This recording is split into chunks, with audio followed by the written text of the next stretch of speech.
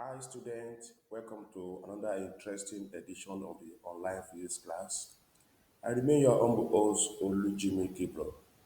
Today, we shall be talking about transformers. What are transformers? I know you must have been seeing transformers, different sizes, different shapes in your various area. For instance, the one we have on our street that is supplying every house is also a transformer. But what type of transformer is that? In the course of this lesson, you will get to know about that. But before we continue, let's quickly look at the objective of today's lesson. Now, at the end of today, you should be able to understand the working principle of a transformer, different types, you should be able to identify them by their construction, then the equation that we need to employ in the construction of a transformer.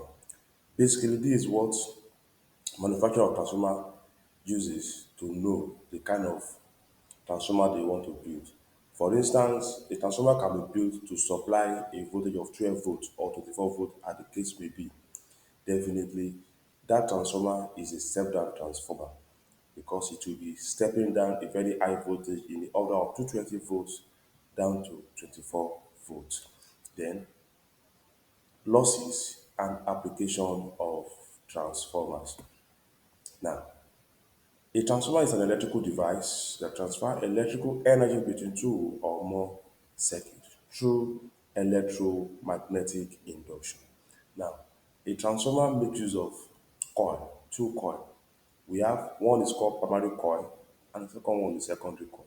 The primary coil contains the parts that is connected to the mains or the main supply, while the secondary coil is the output that will supply either our home, our appliances, as the case may be, through the process called electromagnetic induction. The construction is very simple.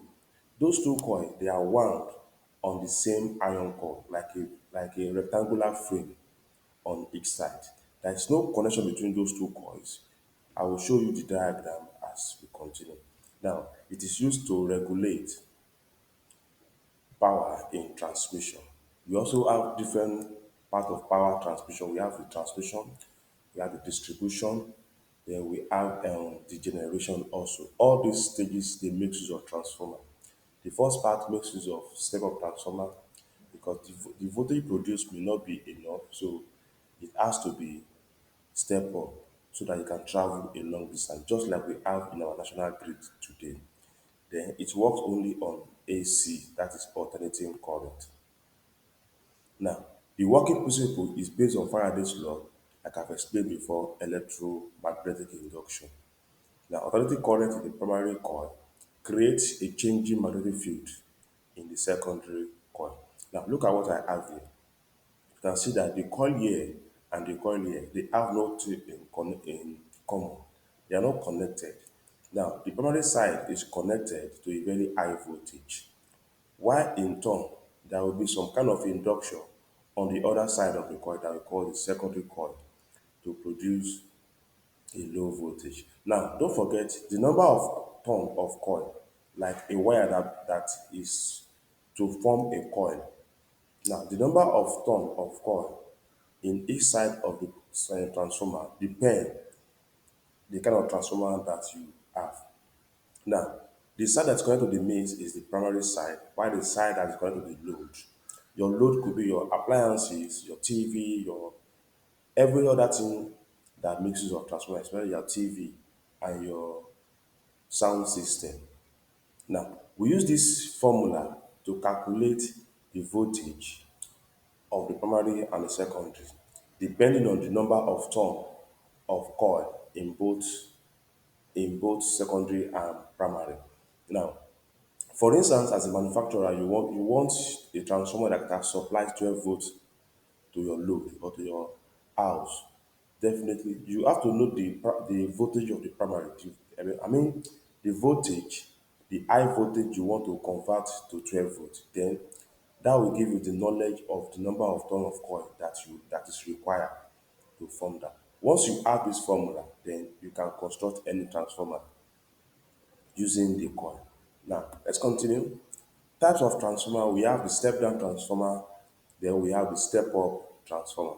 A step down transformer, we step down a high voltage to a low voltage. Example is our household appliances.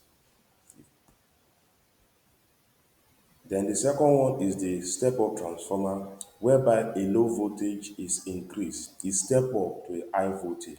You can see from this diagram, you see that for step up transformer, the number of coil is more than that of the secondary coil. Now, for the step up, you can see the number of turn of coil on the primary side is small or is lower than the number of turn of coil in the secondary arm. In this case, either of the transformer will be produced depending on the type of coil, number of turn of coil you have on each side. Now, types of transformer based on application. We have power transmission, using power transmission at high voltage, I've said it before. Then distribution transformer, supply electricity to household like the one we have on our street, that each of our household connect to have power supply in our various buildings. Then we have instrument transformer using instrument. Example is the current transformer and the power transformer. We also have the isolation transformer used for safety and noise reduction. This one can be in form of the RMU, that we call ring main unit, used to isolate some part of town, especially when the personnel want to work on the other side of the town. Now, we have every transformer has efficiency. The efficiency of a transformer is between 95% and 99%. That is, transforming the energy on the primary side to the secondary side is not 100% because most of the energy will be lost as heat. Now, to calculate the efficiency of a transformer, we need the power output, the ratio of the power output to the ratio of the power input multiplied by 100%. We use it to calculate the efficiency of any transformer. What is power input? Power is the product of current and voltage on the primary side, on the secondary side, while the multiplication of voltage and current on the primary side. Now, energy loss in a transformer, they could come in form of copper loss due to resistance in winding. Some wire, all these wire they have resistance, so they also contribute to energy loss in transformer. Then iron loss is also due to eddy current and stresses in the core. Then another thing is the flux linkage. Incomplete linkage of magnetic flux can also cause energy loss. Then stresses due to repeated magnetization and tension of the iron core.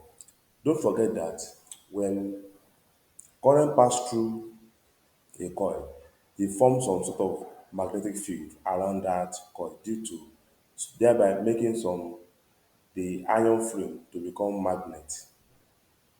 Now, transformer application, power transmission and distribution, voltage regulation in electrical appliances, impedance matching in communication system. This can be better understand for people that are studying com electronics. Then isolation transformer for safety, which I have explained before, then used in power supply for electronic device. These are the kind of transformer, if you see all this diagram, these are the kind of transformer we use on our street. This one, we have them in our appliances, the same thing as this one. Now, let's now go to example on how to calculate the voltage supply. Now, a step-down transformer has 1,000 turn on the primary coil and 100 turns on the secondary coil. If the primary voltage is 220 volts, find the secondary voltage. Now, this is a typical example of a step-down transformer. Now, the voltage on the primary side is 220 volts. Definitely, all the appliances we have in our houses, they are operating on 12 volts, 15 volts, or 25 volts, as the case may be. So we have to step down this 220 volts so that we can make use of this voltage. But we need a transformer that will do that for us. So We can use calculation to get the voltage on the secondary side using this formula. Now, look at it. We have Vs over Vp is equals to Ns over Np. So we are looking for the secondary voltage. So the primary voltage is 220 volt. Pardon my error here. It should be Vs. That is secondary from what I have here. That should be secondary voltage. You are looking for the secondary voltage.